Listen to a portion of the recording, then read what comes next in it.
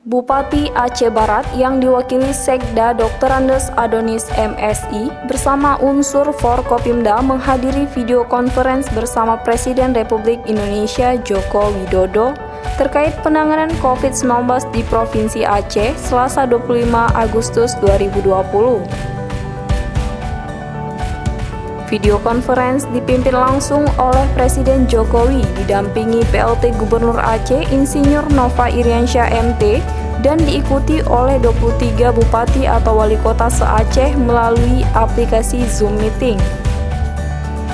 Saat rapat, Presiden Republik Indonesia Insinyur Haji Joko Widodo menyampaikan kunjungannya untuk meresmikan ruas jalan tol pertama di Aceh, sekaligus mengetahui perkembangan penanganan pandemi virus corona di SES 2019 atau COVID-19.